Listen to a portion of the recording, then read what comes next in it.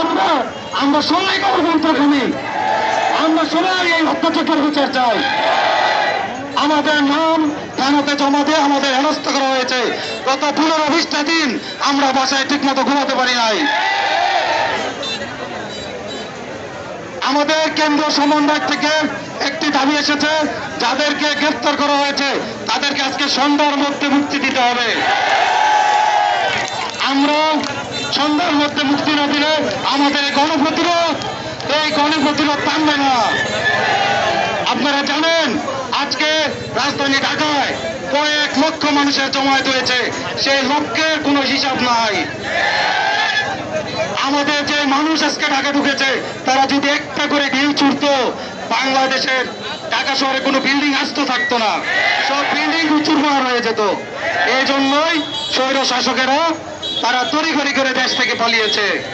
তারা একটা 15 মিনিটে তাদের পদত্যাগপত্র জমা দিয়ে দেখবার মধ্যে দেশ ছেড়েছে, চুরের মতো পালিয়ে গেছে, চুরের মতো।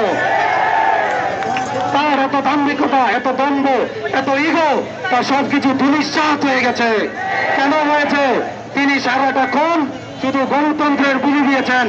আমরা গত 20 বছরে ভোট দিতে পারি নাই, আমরা গত 15 বছরে কোনো কথা বলতে পারি নাই।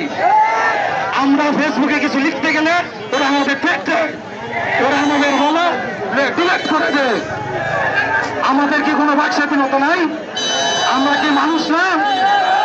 আমাদের ছাত্রছাত্রীদের ওরা পকেট থেকে মোবাইল বের করে চেক করে। আমার মোবাইলে হাত দেওয়ার তুই কে? আমার মোবাইলে হাত দেওয়ার তুই কে? এখন হাত দে, কই কই হাত দিলে হাত দে। এখন আপনাদের সামনে একদম সংক্ষিপ্ত বক্তৃতা রাখবেন আমাদের এই ভবানীপুর গ্রামের 4 নম্বর ওয়ার্ডের জনপ্রিয় ইউনিয়ন পরিষদ সদস্য জনাব আবিদ হোসেন বাবু মেম্বার। আউযুবিল্লাহি মিনাশ শাইতানির রাজিম। বিসমিল্লাহির রহমানির রহিম। আমার প্রান্তীয় ছাত্র এবং যুবক এবং বিভিন্ন এলাকা থেকে আগত ইতিমধ্যে আমাদের